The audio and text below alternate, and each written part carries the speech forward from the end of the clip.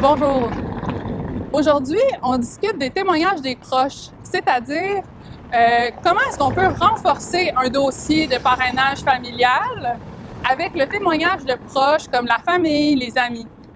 Je vous explique ça aujourd'hui. Mon nom est Geneviève Savard, je suis une ancienne agent d'immigration et j'ai travaillé pendant 2 ans à New Delhi, 2 ans ici à Islamabad, puis aujourd'hui, je suis consultante en immigration.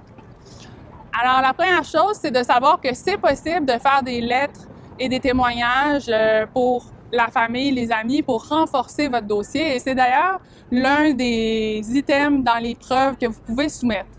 Parmi les preuves dans cette même catégorie-là, il y a le fait de savoir que vous avez affiché votre statut de marié sur Facebook. Et il y a également toutes sortes d'éléments là, que vous pouvez rajouter, puis on y reviendra plus tard. Mais si on se concentre sur les témoignages de la famille et des amis, ça peut être d'abord aussi simple que des gens qui ont commenté quand vous avez changé votre statut sur Facebook de célibataire à marié. Ça peut être intéressant. Tu sais, mettons, il y a plusieurs membres de la famille qui ont témoigné.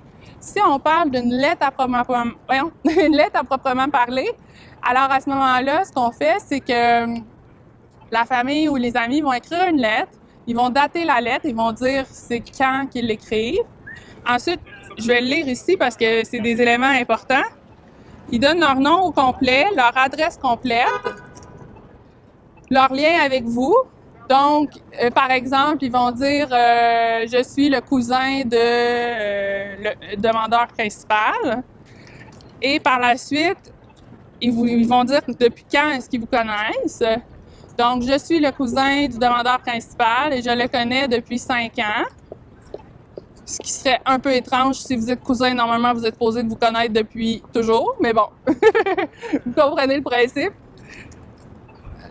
Ensuite, ils donnent leurs impressions quant à la personne que vous souhaitez parrainer. C'est-à-dire, j'ai vu mon cousin avec sa femme et ils ont l'air très amoureux et ils ont une belle relation, donc ça, c'est quelque chose qui serait valide, là, qui serait reconnu par IRCC.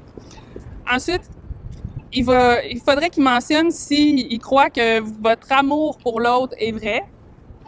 Et finalement, la signature au bas de la lettre. Fait que si on résume, là, c'est pas très compliqué, là. Ils mettent la date, ils mettent l'information sur eux, c'est-à-dire depuis quand ils vous connaissent, puis c'est quoi leur relation avec vous. Ensuite, ils écrivent sur votre relation, les impressions, puis finalement, ils signent, puis ils remettent la date. Puis c'est tout. Fait que c'est aussi simple que ça. Fait qu'hésitez pas à avoir des lettres. C'est bien d'en avoir 2, 3 de chaque côté de la famille pour essayer d'équilibrer les choses, là, pour pas que ce soit tout un côté de la famille qui a toutes les lettres. Il faut essayer d'en avoir un peu des 2 côtés. Donc, sur ce, je vous remercie. Mon nom est Geneviève Savard. Je vous souhaite une bonne journée. Et si vous avez aimé la vidéo, pouce en l'air. Allez vous enregistrer sur la chaîne YouTube en dessous. Sinon, il y a aussi notre groupe Facebook Parrainage pour les couples.